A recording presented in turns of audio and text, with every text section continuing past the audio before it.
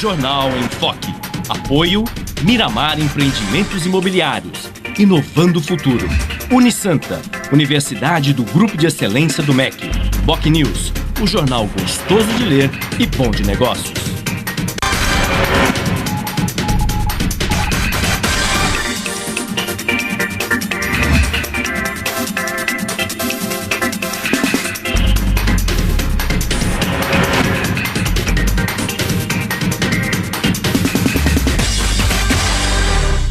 Olá, bom dia. Começa agora pela Santa Cecília TV uma nova edição do Jornal em Foque.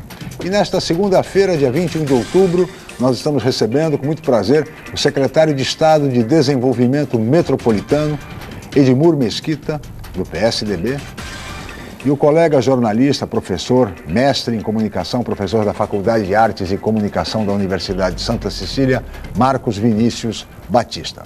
Vamos conhecer agora as manchetes dos jornais de hoje e sites com a colega jornalista Paula Paparelli. Bom dia, Paula. Bom dia, Chico. Bom dia a todos. O jornal A Tribuna traz a manchete: após incêndio, terminal será multado. Na Folha de São Paulo, modelo do pré-sal vai a teste hoje em mega leilão. No Estadão, governo libra ações na justiça para leiloar Libra. No semanal Boc News, educação, bibliotecas à mão. No Santa Portal, trabalho de rescaldo em terminal não tem previsão de acabar. No G1 Santos e região, rescaldo do maior incêndio do Porto Santista não tem previsão de término. No portal da UOL, modelo adotado hoje no leilão de Libra é motivo de dúvida até para a Petrobras. A revista Veja traz na capa: nossos ídolos não são mais os mesmos. Chico.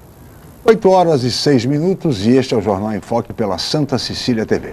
Muito bem, e no programa de hoje nós vamos debater os imensos desafios e carências da nossa região metropolitana da Baixada Santista em áreas essenciais, como educação, saúde, habitação, segurança, transportes, especialmente no que tange à mobilidade urbana, com as obras do VLT, o Veículo Leve sobre Trilhos, o projeto ligando Santos a Guarujá sob o estuário por meio de uma ligação seca, por meio de uma solução túnel, além do projeto de sistema viário, de reformulação do sistema viário na entrada da cidade para facilitar as ações logísticas do Porto de Santos, entre outros temas relevantes. Mas o debate em torno de todas essas questões com o secretário da pasta, o secretário de Estado de Desenvolvimento Metropolitano, Edmur Mesquita, vocês acompanham daqui a pouco, assim que a Paula Paparelli informar a previsão do tempo para hoje e o movimento de balsas e estradas. Paula. A previsão para esta segunda-feira é de sol e a temperatura aumenta. A máxima chega aos 34 graus em Santos, a mínima é de 21. As ondas podem chegar a 1,5 m nas praias da região. Vamos agora às informações das estradas. Trânsito lento no trecho de Planalto na chegada a São Paulo entre os quilômetros 20 e 10 pela Anchieta.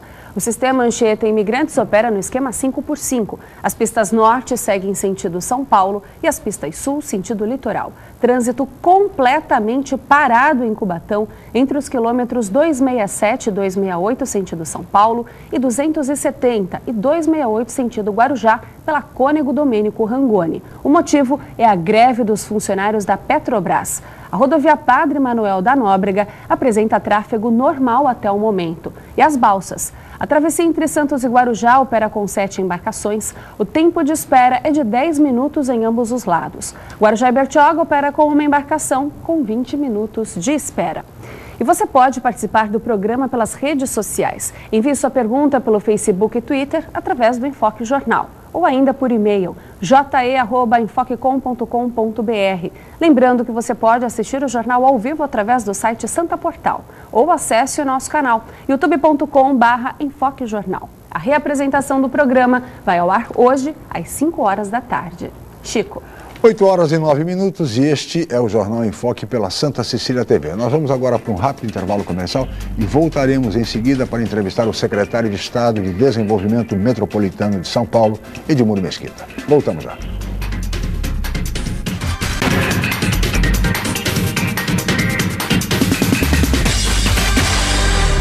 Um pedacinho da França agora ilumina Santos. Deixe que ele ilumine sua vida. Ville de France, do Grupo Mendes. Mais um sucesso pronto para morar. espaço, conforto e requinte para você viver todo o charme europeu, com o melhor clima tropical e uma vista livre para o mar. Ville de France, o estilo das vilas europeias em plena cidade de Santos. Venha conhecer. Academia Unisanta. Bem-estar, saúde e qualidade de vida. Mais de 80 aparelhos de última geração. Profissionais qualificados para orientar as atividades de modo personalizado. Ambiente agradável com muito conforto para todas as idades. Musculação é na Unisanta. Academia Unisanta. Dê uma força para a sua saúde. Informações 3202-7126. O Jornal Boc News está mais perto de você. O semanário que tem na credibilidade a sua marca registrada está disponível em todas as bancas da Baixada Santista. É isso mesmo. Nas 9 cidades da região, você encontra opinião com credibilidade e informação de qualidade sempre aos finais de semana. E o melhor, pelo valor de apenas uma moeda. Peça o Boc News ao seu jornaleiro. Jornal Boc News. Gostoso de ler e bom de negócios.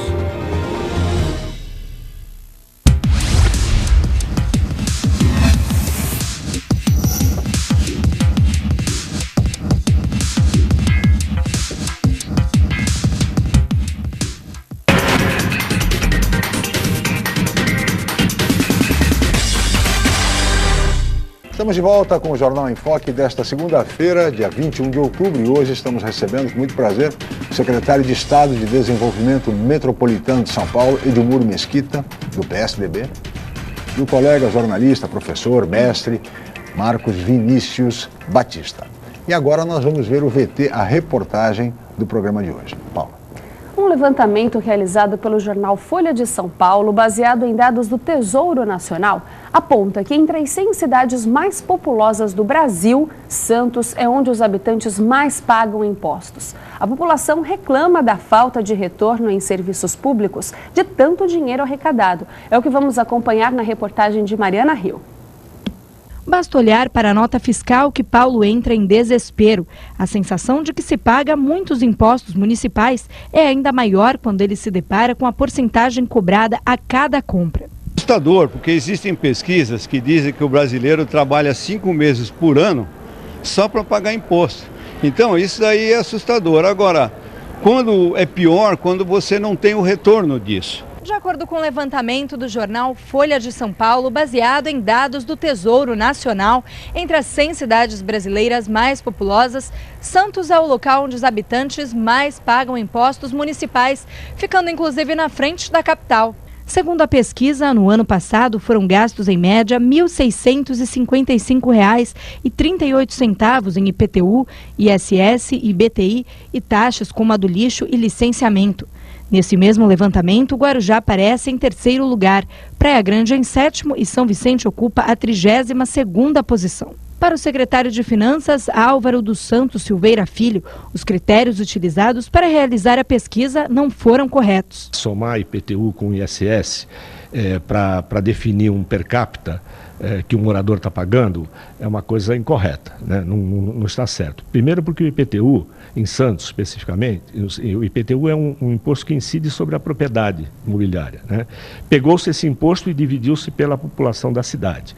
Santos, assim como as outras cidades do litoral, Guarujá, São Vicente, Praia Grande, que foram também incluídas nesse estudo que foi feito, ela tem muitos imóveis que são, cujos donos não moram na cidade, né? São pessoas de outras cidades do interior, do estado de São Paulo, né? Isso não foi levado em consideração na hora que foi feita esse diagnóstico. Mas quando se avalia apenas o IPTU, o Guarujá lidera o ranking com contribuição de R$ 759,99, seguido de Praia Grande com R$ 696,48 e Santos com R$ 570,17. As regiões que têm imóveis ou em que o mercado está mais valorizado, evidentemente os imóveis se valorizam e o IPTU ele é um imposto que incide sobre o valor venal do imóvel.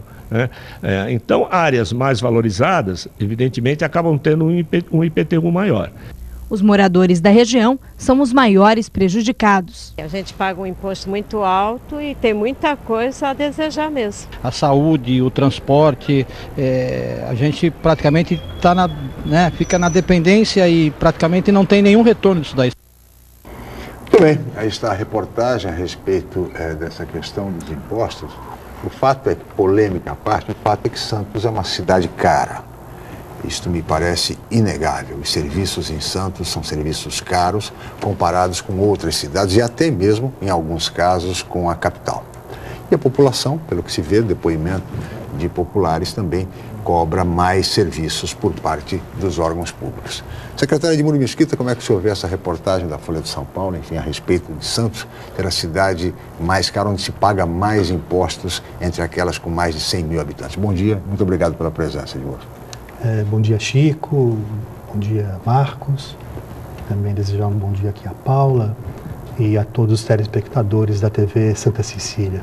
Dizer inicialmente, Chico, da minha profunda alegria de estar aqui participando pela primeira vez do Jornal em Foque, que espero que, a exemplo de outras iniciativas que você abraçou, sempre com muito êxito e com muito sucesso, você também tenha essa caminhada repleta de ações que, na verdade, vão ao encontro daquilo que nós esperamos. Né? Você é uma pessoa, um profissional da mais alta qualidade que nós temos na nossa cidade e, com certeza, esse caminho será bem trilhado. Chico, eu acho que é preciso fazer uma avaliação mais profunda a respeito dessa matéria, no que diz respeito à carga tributária. Né?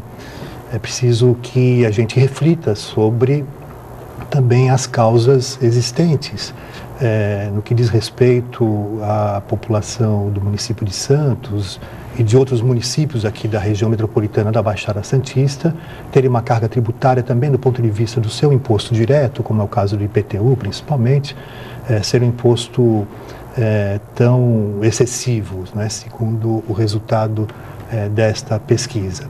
Primeiro ponto, não foi feita essa avaliação da concentração dos impostos no que diz respeito ao governo federal, a concentração que existe, que é uma das cargas tributárias mais altas do mundo.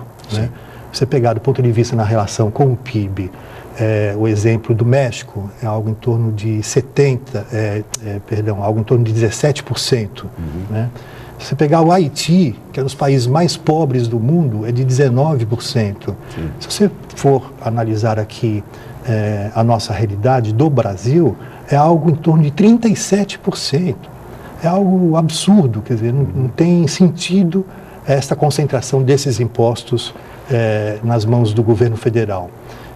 Com isso, claro, os municípios ficam dependentes, você estabelece uma relação de dependência junto ao governo federal, no sentido de obter mais recursos para executar as obras e os serviços que sejam necessários para a população.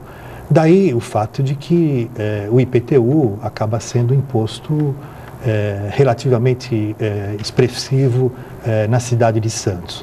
Mas também é verdade, por outro lado, que, evidentemente, ninguém gosta de pagar imposto. Né? Ainda mais se não há o devido retorno. Né?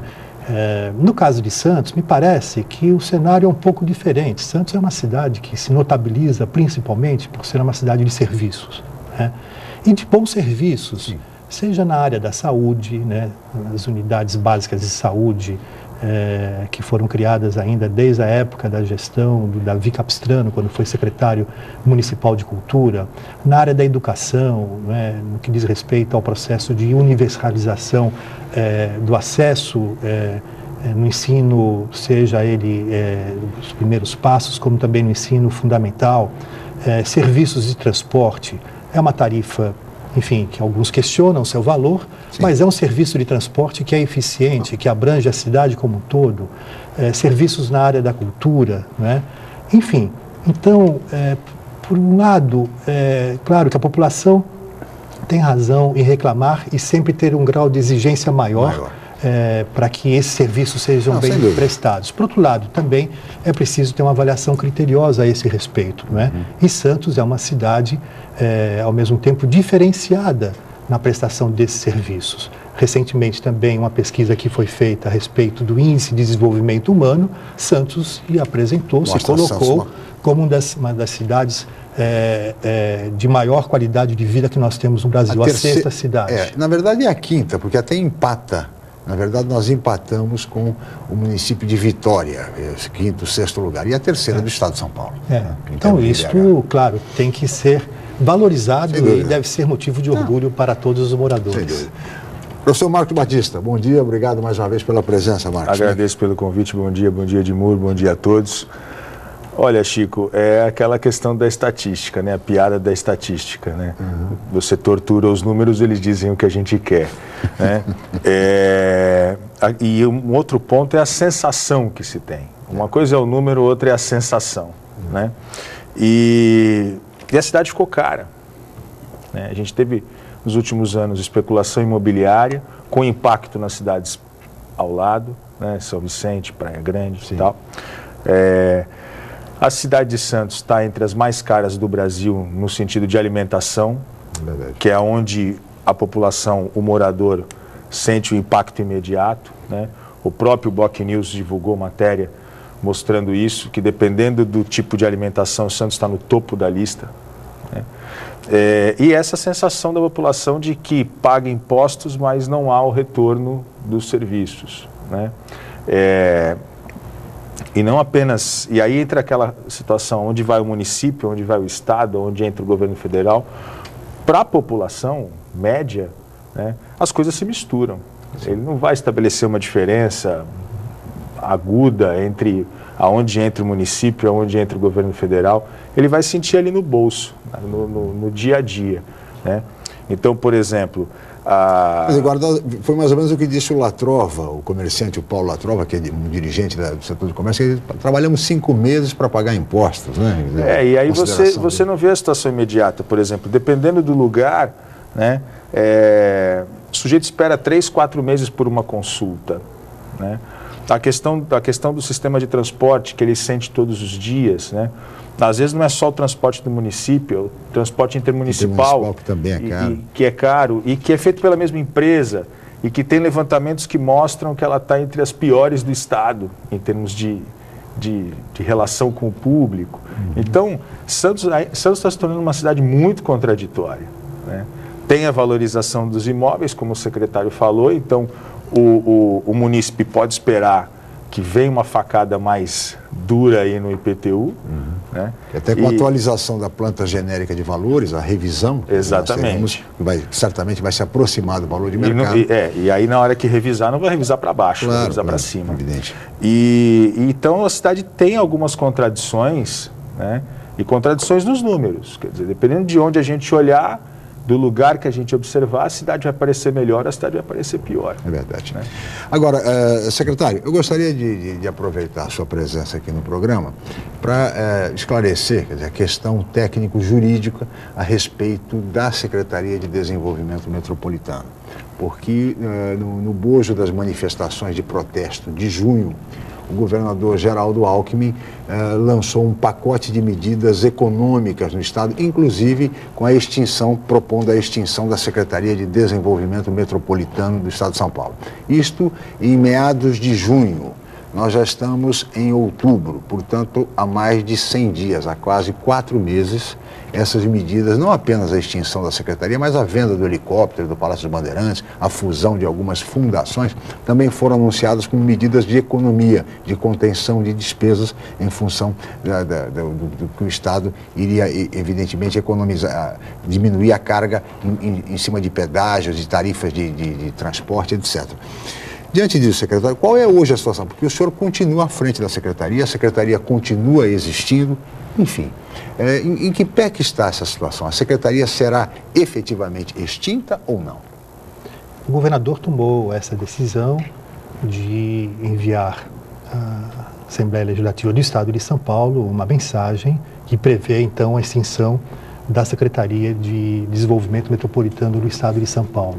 Como ela tinha sido criada por lei, ainda na gestão do governador José Serra, com outra nomenclatura, Sim. que era a Secretaria de Relações Institucionais, então, para que esse processo seja concretizado, seja materializado, obrigatoriamente a Assembleia Legislativa tem que ser ouvida e votar, portanto, nesta mensagem, nesta matéria. Então nós estamos aguardando, naturalmente, a manifestação da Assembleia Legislativa do Estado de São Paulo. O senhor foi deputado estadual, portanto, da Assembleia Legislativa. O senhor acredita que ainda no decorrer deste ano isto esteja resolvido ou não? Até porque, secretário, eu vou dizer ao senhor o seguinte, eu acho que a economia que a extinção da Secretaria de Desenvolvimento Metropolitano pode gerar, me parece muito pequena em relação àquilo que se propôs. Mas eu não vejo muito sentido, se eu estiver errado, por favor, me corrija. Mas eu não vejo muito sentido na extinção de uma secretaria que presta bons serviços às regiões metropolitanas do Estado de São Paulo, em nome de uma economia que não me parece tão expressiva para um orçamento como o do Estado de São Paulo. Foi uma decisão, Chico, que tem que ser levada em consideração a análise do conjunto, né? Quer dizer, não foi tão somente naturalmente, essa iniciativa adotada pelo governador para diminuir os gastos. Ao contrário do que acontece em alguns governos, ou mesmo com relação ao governo federal, quando nos deparamos com uma determinada crise, a decisão sempre vai na direção de cortar nos investimentos, né? O governador Geraldo Alckmin, em função do que ocorreu no Brasil, ele fez os cortes no custeio, né? De tal maneira que já logo na sequência o resultado foi positivo no que diz respeito, portanto, à diminuição dos gastos públicos pelo fato de ele ter cortado o custeio e também ter dado um bom exemplo.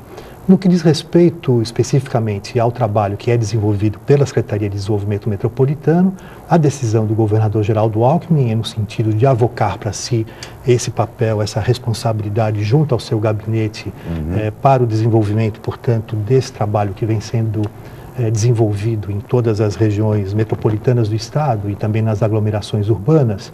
Depois, até se for o caso, comentamos um pouco a esse respeito, a chamada macrometrópole paulista, que é a grande mancha urbana existente no estado de São Paulo, que é a terceira do mundo. Só perde para Tóquio e para a Índia, não é? Mas ele, ao tomar essa decisão, chamou para si esse papel, essa responsabilidade, junto ao seu gabinete, junto à Casa Civil, portanto, conferindo a nova estrutura que será elaborada, que será criada, um peso político ainda maior. Então agora estamos nessa fase ainda de expectativa, de transição, o trabalho continua muito forte, muito presente em todas as unidades regionais do Estado de São Paulo e aguardando, portanto, agora a decisão do Poder Legislativo Estadual.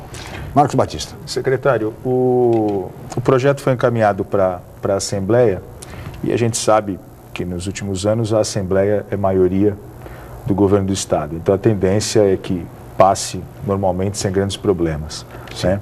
Extinguindo a Secretaria, como ficaria a sua situação, secretário, dentro do governo do Estado? Para onde o senhor iria? Isso já está definido? Já foi conversado com o governador?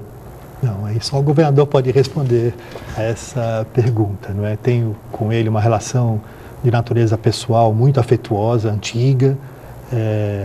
Ele tem elogiado muito o trabalho que naturalmente está sendo desenvolvido pela Secretaria. Ainda na semana passada fizemos uma viagem juntos para o litoral norte e depois terminamos em São José dos Campos, que pertence à região metropolitana do Vale do Paraíba, que são 39 municípios, que foi criada inclusive nessa gestão, e ele tem elogiado muito todo esse trabalho de unir as pontas, de pensar o planejamento estratégico dessas regiões a médio, a longo prazo, de pensar nas ações conjuntas, definir as prioridades, as metas. Isso tem sido realizado com muita eficiência e com muita competência por toda a equipe da Secretaria de Desenvolvimento Metropolitano e também da Emprasa, que é a Empresa Paulista Metropolitana, que tem um histórico extraordinário, tem técnicos da mais alta qualidade, que conhecem essas experiências do mundo inteiro e que têm prestado um serviço extraordinário para o povo paulista.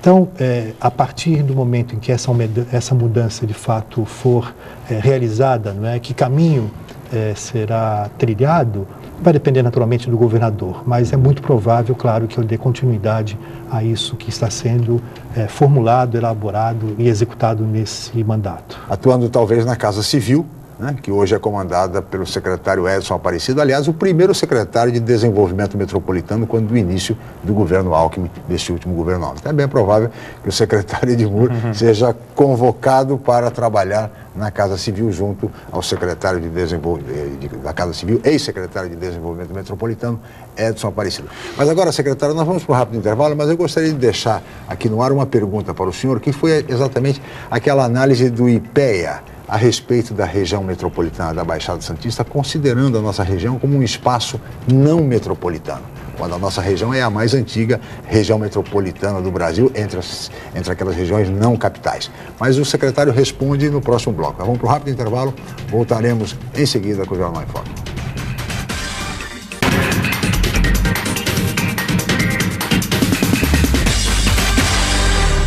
Um pedacinho da França agora ilumina Santos.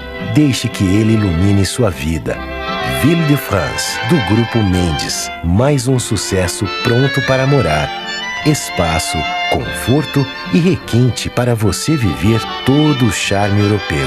Com o melhor clima tropical e uma vista livre para o mar.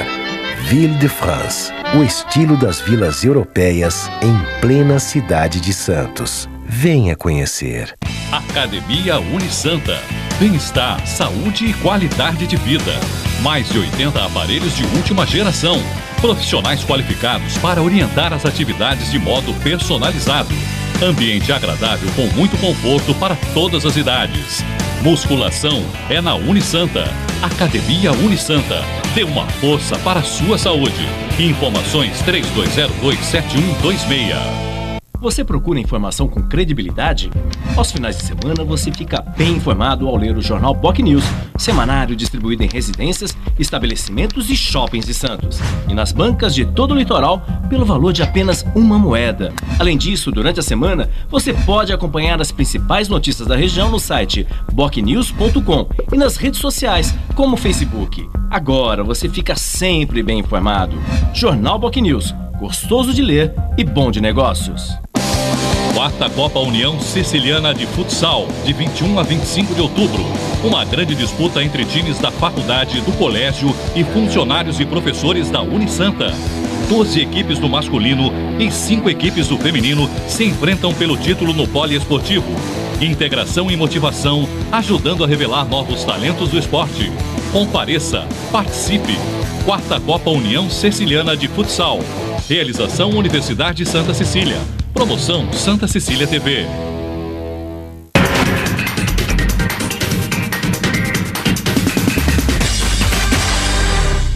Muito bem, estamos de volta com o Jornal em Foque desta segunda-feira, 21 de outubro, e hoje estamos recebendo com muito prazer o secretário de Estado de Desenvolvimento Metropolitano, Edmur Mesquita, do PSDB, e o professor, mestre em jornalismo, Marcos Vinícius Batista. Mas, secretário, eu deixei no bloco anterior uma pergunta a respeito dessa análise do IPEA, do governo federal, a respeito que considerou a Baixada Santista como um espaço não metropolitano. Um dos argumentos foi a proximidade com a capital do Estado. O senhor, como secretário, como é que o senhor recebeu essa análise, esse estudo, enfim, do IPEA? Chico, eu penso que houve um erro aí de avaliação, né? E de elementos técnicos para que o IPEA pudesse chegar a esse resultado. Como você disse anteriormente, a região metropolitana da Baixada Santista foi a primeira do Brasil a ser criada, exceto aquelas das capitais. O governador Mário Covas, quando assumiu o governo do Estado de São Paulo, enviou projetos de lei à Assembleia Legislativa para que então pudesse aprovar a Constituição da nossa região metropolitana. É preciso considerar que houve um fator histórico que fez com que a região metropolitana da Baixada se constituísse como tal, né? As lutas do passado, claro. A própria participação, algo que provavelmente não se tinha muita clareza naquele momento, na década de 60, mas quando o Silvio Fernandes Lopes foi prefeito de Santos, ele criou a Prodesan com esse espírito de se transformar. Claro. dessa empresa se transformar numa empresa de planejamento da Baixada Santista, né? Pensando, portanto, a nossa região, o seu crescimento, o seu desenvolvimento dentro dessa visão estratégica de médio e também de longo prazo. Confesso que fiquei muito surpreso com essa avaliação de IPEA, porque, a rigor, os próprios argumentos que foram apresentados, na verdade, corroboram com, do ponto de vista técnico, com os argumentos que são favoráveis à transformação da Baixada em região metropolitana. O fato de termos uma conurbação muito próxima, uma cidade muito próxima da outra, questões relacionadas à IDH, relacionadas também ao processo da nossa economia, do nosso desenvolvimento, o Porto de Santos, né? O Parque Industrial de Cubatão. Portanto, tecnicamente, não faço aqui nenhuma consideração de natureza política e custo a acreditar que o IPEA tenha feito essa avaliação mais de natureza técnica. Eu acho que houve um comportamento, uma definição de natureza política inexplicável a esse respeito. Portanto, a Baixada Santista, a exemplo de outras regiões, ela tem tudo aquilo que possa ser sustentada para que se transformasse numa unidade territorial regionalizada. Essa situação não ficou muito bem explicada, não. E vale lembrar que a região toda tem problemas comuns que exigem, portanto, soluções comuns. Princípio básico de uma área metropolitana. Marcos Batista. Mas, secretário, do ponto de vista da vida prática, né? O senhor teve na AGEM, o senhor teve experiência fazendo essa mediação entre o governo do estado e as cidades. As cidades, na vida prática, elas se misturam, né? O morador trabalha numa cidade, mora em outra, estuda numa terceira, utiliza serviços de ônibus e tal. Por que é tão difícil os prefeitos conseguirem se entender? Claro que eles têm diferenças partidárias, históricos diferentes e tal, mas por que é tão difícil eles se entenderem no sentido de resolverem questões efetivamente metropolitanas? Por exemplo, o caso do lixo. Cada cidade acabou resolvendo a sua maneira. Vira e mexe nas reuniões do Condesb, um prefeito levanta o braço e diz assim: vamos discutir uma incineração de lixo. É a terceira ou quarta vez nos últimos 10 anos. Agora é o prefeito Mourão. Agora é a vez do Mourão. Serviços de saúde, por exemplo, acabam concentrados em Santos. A Santa Casa de Santos acaba recebendo muita gente de fora. Por que é tão difícil? Existe a teoria, mas por que é tão difícil chegar nos prefeitos e os prefeitos se entenderem para que efetivamente a gente seja metropolitano mesmo? Olha, Marcos, nós demos passos importantes, né, na direção de produzirmos soluções para os problemas comuns. Primeiro aspecto a ser levantado, é fundamental que a gente tenha uma visão institucional desse processo, né? Ou seja, independentemente das opções, das escolhas partidárias que sejam feitas pelos governos municipais, pelo governo estadual e também pelo governo federal, você tenha uma visão de planejamento, né, que aponte para o futuro com novos horizontes. Isto, infelizmente, não há uma certa reciprocidade do ponto de vista do governo federal. Até hoje, está para ser votado o chamado Estatuto da Metrópole no Congresso Nacional e o governo federal resiste à aprovação dessa matéria, que é fundamental. A Constituição Federal, ela estabelece critérios para a formação de uma unidade regional, seja a região metropolitana, seja uma aglomeração urbana. Mas, por outro lado, não estabelece competências e responsabilidades para o governo federal no que diz respeito a esse processo de integração dos três entes da federação. Então, há um certo descompasso nessa relação. Vou lhe dar um exemplo concreto a esse respeito. Todos nós ficamos profundamente preocupados com a escalada da violência, especialmente no que diz respeito à juventude e à adolescência, né? Bem, nós temos a experiência aqui em São Paulo da Fundação Casa, que tem um orçamento da ordem de 700 milhões de reais. Você sabe quanto há de investimento do governo federal numa área tão importante, tão estratégica como essa? 30 milhões de reais. 30 milhões, né, para o maior estado da federação. Então, não há esse espírito de cooperação concretamente, não é? Há essa preocupação de estabelecermos naturalmente, portanto, essas relações institucionais. Do ponto de vista do governador Geraldo Alckmin, essa é a sua orientação. Também é importante enfatizar que nesses últimos anos nós temos tido experiências positivas a esse respeito. Está aí a iniciativa de projetos importantes que eram considerados tabus, dentro desse espírito de você construir soluções para os problemas que são comuns à nossa região, e que agora esses projetos estão sendo executados, estão em fase de encaminhamento ou estão sendo executados. É o caso do VLT, um tabu antigo, importante porque o transporte coletivo é o maior fator de desenvolvimento de uma determinada região, como aqui você se referiu. E fator de integração de uma região metropolitana. A integração fundamental, claro. Fundamental em função da locomoção, do deslocamento das pessoas por razões de trabalho, por razões familiares, por razões de lazer e etc. A ligação seca entre Santos e Guarujá, são as duas únicas cidades que não há esta comunicação até o presente momento. Também está saindo do papel. O governador Geraldo Alckmin já contratou a empresa que está elaborando o projeto executivo. Estamos nessa fase de debate, de discussão, já com 2 audiências públicas marcadas, com a previsão de darmos início a essa obra em julho do ano que vem e depois a sua conclusão em 44 meses. Na área da saúde, temos tido também experiências altamente exitosas, O Hospital Guilherme Álvaro, hoje, claramente, é um hospital de natureza regional. Criamos o Hospital Emílio Ribas, na cidade de Guarujá. Transformamos o Hospital de Itanhaém também no hospital regional. Demos todo o suporte para a cidade de Praia Grande, para a construção do AME. Também estamos fazendo isso no município de Peruíbe. Então, portanto, nós estamos criando um sistema metropolitano de saúde que é exemplar para as outras regiões do estado de São Paulo. Nós estamos dando, portanto, passos importantes. Claro, existe uma demanda maior na região? Claro que existe, mas o que é fundamental é que isso está sendo realizado. Só para concluir, Chico, no dia 11 de agosto de 2011, Marcos, nós realizamos aqui na Baixada Santista a chamada Agenda Metropolitana.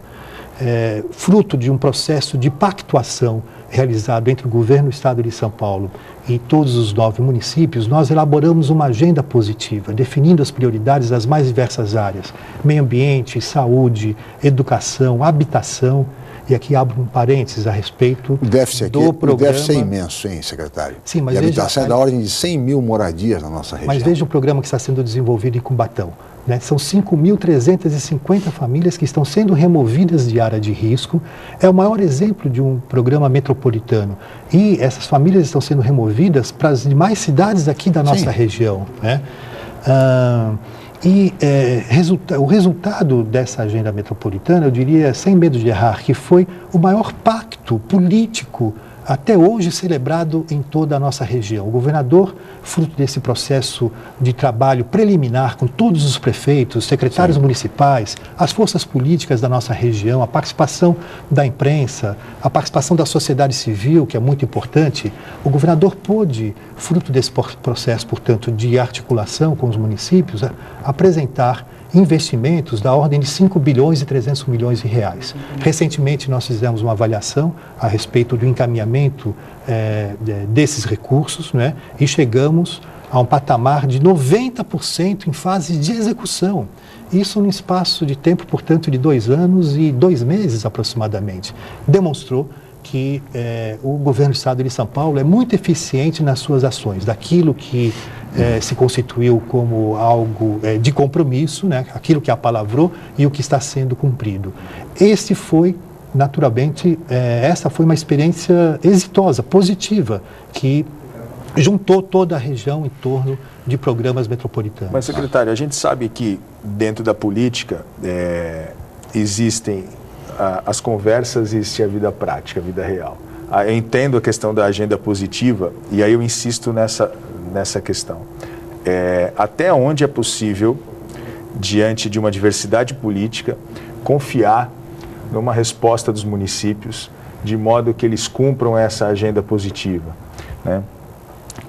Até porque foi em 2011, 2012 eleições, mudaram-se os prefeitos em muitas cidades, e a gente sabe que muitas vezes governantes atuam com prazo de validade de 4 anos, né? Então é possível confiar nessa resposta dos municípios, né? E uma outra questão aí, o VLT, né? Não há muita confusão jurídica para o tamanho dessa obra nesse momento? Mas, secretário, você vai responder as questões colocadas pelo professor e colega Marcos Vinícius Batista no próximo bloco. Vamos para um rápido intervalo, voltaremos em seguida no Jornal em Foque.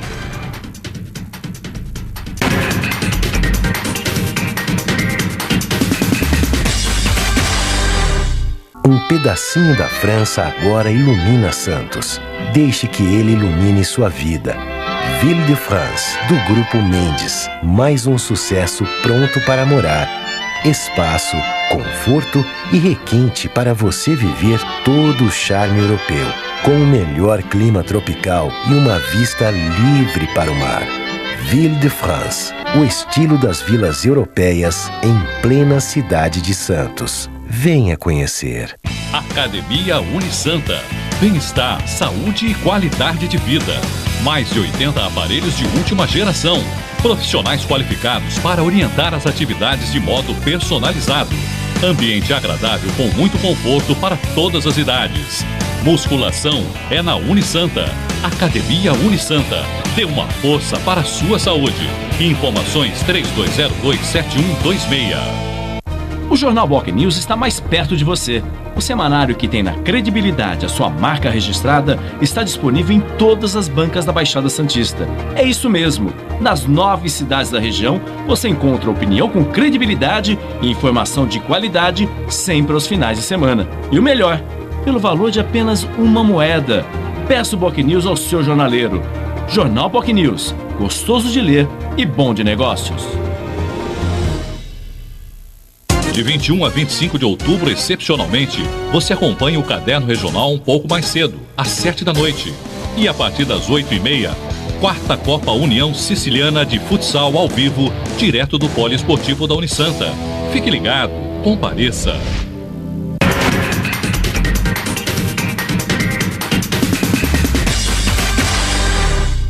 Muito bem, estamos de volta com o Jornal em Foque desta segunda-feira, dia 21 de outubro, e hoje recebendo o secretário de Desenvolvimento Metropolitano do Estado de São Paulo, Edmuro Mesquita, do PSDB, e o colega jornalista, professor mestre em jornalismo, Marcos Vinícius Batista, que deixou 2 questões em uma só, secretário, no bloco anterior. Uma delas, a participação dos municípios nessa agenda positiva proposta pelo governo do Estado para a nossa região, e também a questão do VLT, que está com muito problema jurídico, como diz o Marcos. Com relação à participação dos municípios, claro que aqui e acolá algum problema pode ocorrer, não é? Mas eu digo isso com muita consciência, Marcos, de que essa também consciência metropolitana está muito presente hoje na relação com os prefeitos. Já vinha no passado, em função dessas ações que estão sendo executadas. Claro, agora existe uma realidade nova em função do processo eleitoral, do resultado do ano passado e daquilo que foi planejado na gestão passada. Eu diria a você que, com relação aos novos prefeitos, não há nada que possa criar obstáculos para aquilo que já foi elaborado no passado não seja executado nessa legislatura em que os prefeitos agora tomaram posse no ano passado. Então, isso é positivo. O trabalho que a Agência Metropolitana tem feito também, por intermédio do Marcelo, de conversar, de estabelecer o diálogo, de estabelecer proximidades com os prefeitos, isso é muito importante. Eu mesmo me empenho muito a esse respeito. Dificilmente eu falto a uma reunião do Conselho de Desenvolvimento, né, do chamado CONDESB, sempre estabeleço relações com todos os prefeitos, né, por telefone ou mesmo pessoalmente. Agora, há cerca de um mês, criamos aqui o GAMESP, que é o Gabinete de Ações Estratégicas de Segurança Pública para a região metropolitana. Pela primeira vez se debate e se discute a política de segurança pública de forma integrada. Antigamente era muito pontual, né? Vamos fazer aqui uma ação específica para o combate ao crime em tal cidade, nessa ou naquela. Hoje não, hoje nós temos um gabinete, não é um gabinete de estrutura de pessoas nomeadas, não. É um fórum que é composto pelos prefeitos, pelo Ministério Público, pelo Poder Judiciário, pelos secretários municipais de segurança ou os comandantes das guardas municipais, pela Polícia Federal, pela Polícia Militar, pela Polícia Civil, debatendo ações de integração. Fruto deste debate, dessa reflexão, nós estamos criando, com recursos inclusive da Implaza, R$1 milhão de investimento para a elaboração do sistema de vídeo monitoramento, de tal maneira que haja uma comunicação entre todas as cidades, entre todos os municípios, com relação à rota de fuga, as questões estratégicas, implantação do sistema em cada um desses municípios. Então, isto é exemplar, tanto que nós estamos criando este gabinete em todas as regiões metropolitanas do estado de São Paulo, inclusive na Grande São Paulo, que é composta por 39 municípios e que aquilo é um mundo, né? Somente a cidade de São Paulo recebe por dia, Chico, 1 milhão de pessoas, por dia. Né? São 2 Santos por dia que a cidade de São Paulo recebe de visitas e pessoas que vão a trabalho, a serviço, etc. Né? Então, acho que nós estamos construindo um caminho VLT, bem sedimentado. E o VLT? Né? Com relação ao VLT, no que diz respeito à competência do governo do Estado de São Paulo, todas as providências, naturalmente, estão sendo tomadas. Né? E o cronograma que foi apresentado pela Secretaria de Transportes Metropolitanos, ele está cumprindo. Há alguma dúvida com relação ao Ministério Público frente a algumas informações que estão sendo prestadas, né? Uma delas diz respeito ao traçado, principalmente aqui na Francisco Glicério, né? Você vem para o canteiro central, você vai ficar na antiga linha do trem. Mas isso não vai atrasar a obra, porque se há uma discussão jurídica enquanto ao traçado, e o Ministério Público está em cima da questão, vai chegar um momento que a obra vai travar. Olha, essa é uma obra fundamental, né? Todos nós reconhecemos isso. Isso vem desde a época do Mário Covas, né? E agora está já em fase de execução. Nesse primeiro trecho, o investimento do Estado será da ordem de R$900 milhões, ligando São Vicente a Ponte dos Barreiros até o porto do município de Santos. Depois nós iremos, naturalmente, avançar até Peruíbe, né? Esse é um projeto que vai integrar a região toda dos 9 municípios. O túnel, né, que está sendo elaborado agora, o seu projeto executivo, já prevê, inclusive, a passagem do VLT. Né? Então, você veja como nós estamos pensando nessa visão, estamos tendo essa visão de médio e também de longo prazo. As dúvidas suscitadas e apresentadas pelo Ministério Público estão sendo dirimidas. Não creio que o fato de ter uma divergência a respeito do traçado seja motivo para fazer com que essa obra ainda seja mais atrasada do que já está do ponto de vista da história. Espera, viu? Porque o senhor fez referência que o VLT vem da época do governador Mário Covas. O governador Mário Covas foi eleito pela primeira vez em 1996. 8 anos como governador, depois mais Geraldo Alckmin, enfim. E nós estamos já praticamente desde então no 5º mandato, a obra está começando agora. 20 anos. 20 anos, pelo menos, de espera, né, secretário? Mas, é uma parada. Sim, mas, enfim, estamos isso agora é a página virada. Está começando agora. O que é fundamental é que... Porque você espera que não fique mais 20 anos nessa discussão de traçado para cá, para lá, e se resolva isso quanto antes. Agora, isso passa a ser uma questão de bom senso. O prefeito Paulo Alexandre de Barbosa tem tido uma postura muito coerente, muito correta, né, no sentido de apresentar para o Ministério Público também todas as visões técnicas, suas visões técnicas a respeito do traçado, e quero crer que num curto espaço de tempo o Ministério Público, em função dessas informações, essas dúvidas sejam dirimidas e a obra possa, a exemplo do que está acontecendo em São Vicente, possa entrar num ritmo bastante acelerado e esse cronograma seja cumprido. Muito bem. Secretário, nós já estamos nos aproximando do final do programa, passa bem rápido, mas, secretário, 2 questões que eu queria colocar ao senhor, eu pediria que o senhor fosse respondesse rapidamente. Uma delas é a questão da emancipação no distrito de Vicente Carvalho. Os moradores, há uma comissão, os moradores de Vicente Carvalho querem se emancipar, querem se tornar um município. O senhor é a favor que Vicente Carvalho se transforme num município, seria o 10º município da região metropolitana da Baixada Santista. E a segunda é sobre o Caminho do Mar. Mas primeiro, Vicente Carvalho. Tá bom. Olha, em tese, precisaria ser feita uma discussão muito profunda a respeito das razões que devem levar Vicente Carvalho a se transformar no município, a se emancipar, né? Precisa ver tecnicamente essas razões, se de fato elas preenchem os requisitos estabelecidos na Constituição Federal, na Constituição Estadual e também em leis ordinárias, em leis complementares. O que eu tenho acompanhado, tenho lido, é que do ponto de vista da arrecadação, haveria uma dificuldade praticamente intransponível, né? Então, esses elementos precisam ser debatidos e a fim de que, se porventura for esta a escolha que Vicente Carvalho fizer, amanhã não se transforme num município pobre, né? Aí não tem razão, não tem sentido.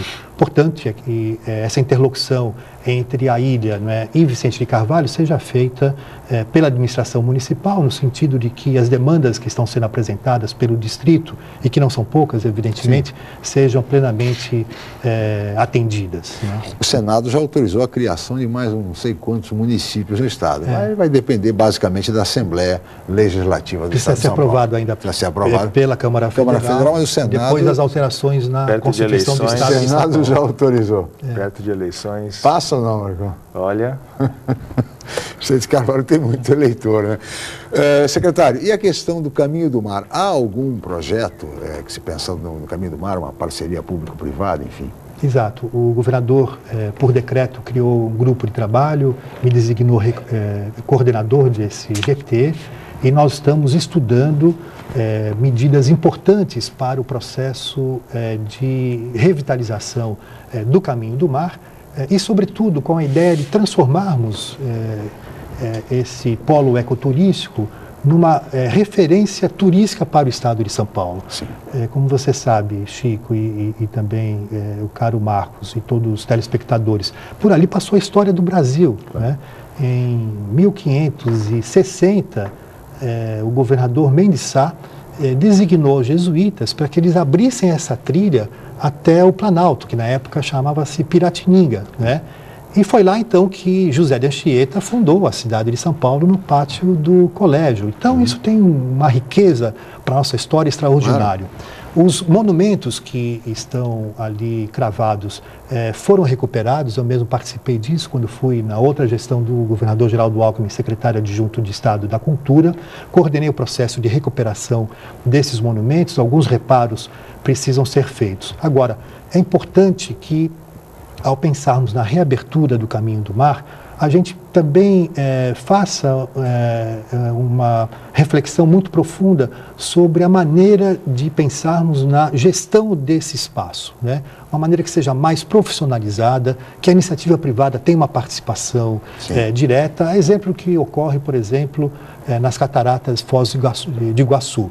Aqui, no caso do Caminho do Mar, de interesse do governo do estado, das duas prefeituras envolvidas, a prefeitura de São Bernardo do Campo e também a prefeitura de Cubatão, elas fazem parte, integram esse grupo de trabalho, e nós estamos avançando dentro desse espírito de uma parceria público-privada, onde, quem sabe, uma concessão seja feita para um grupo privado e possa cumprir com as metas que serão estabelecidas pelo governo do estado de São Paulo. Com isso, tenho muita convicção de que essa PPP será de interesse, inclusive, internacional. Sem dúvida nenhuma. Chico, queria mudar um pouquinho de assunto, aproveitando que a gente está chegando no final do programa. A gente tem as eleições, né? O senhor está pensando em candidatura a deputado estadual, tentar voltar a ser deputado estadual, e qual é o peso da entrada do ex-prefeito Papa na sua decisão? Pode ser fogo amigo ou não? Olha, essa era uma pergunta que eu gostaria de fazer a vocês, para vocês avaliarem comigo qual deve ser o caminho que eu devo trilhar, né? Mas invertemos aqui, evidentemente, essa situação. Olha, é algo que eu tenho pensado bastante. Eu diria que estou numa fase de meditação a esse respeito, né? Dividido entre a possibilidade de ser candidato a deputado estadual e retomar o trabalho que realizei na Assembleia Legislativa do Estado de São Paulo, ou então dar continuidade a isso que eu estou realizando junto com o governador Geraldo Alckmin. Eu tenho, assim, uma decisão já tomada, que é o meu vínculo e o meu grau de comprometimento muito forte com o processo de reeleição do governador Geraldo Alckmin. Eu acho que isso é importante não só para o estado de São Paulo, é importante para o Brasil, para o país. Por outro lado, tenho uma relação com o prefeito João Paulo Tavares Papa das melhores. É uma pessoa que cultivei ao longo desse período, há muitos anos, uma relação muito fraterna, muito afetuosa e de amizade. E, ao mesmo tempo, reconheço nele uma liderança das melhores e das mais qualificadas que nós temos na Baixada Santista. Claro que a decisão também que ele venha a tomar, isso irá influenciar basicamente também na temos minha decisão, aguardar, né? Por isso nós temos conversado bastante a esse respeito. Mas em breve tornarei pública, portanto, essa minha definição. Secretário Edmundo Mesquita. Muito bem, e assim chegamos ao final desta edição. Muito obrigado, secretário, pela sua presença aqui no Jornal em Foque. Eu que agradeço, felicidades a você, a todos que estão participando desse novo caminho que você está trilhando, Chico, e até breve. Muito obrigado. Muito obrigado, Marcos Vinícius Batista, mais uma vez, o comentarista, pela participação. Muito obrigado. Paula Paparelli e a toda a nossa equipe e principalmente a você, telespectador, pela atenção, pela audiência, pelo carinho. Amanhã estaremos de volta às 8h05 em mais uma edição do Jornal em Foque. Muito obrigado e até amanhã. Jornal em Foque. Apoio Miramar Empreendimentos Imobiliários. Inovando o futuro. Unisanta, Universidade do Grupo de Excelência do MEC. BocNews, o jornal gostoso de ler e bom de negócios.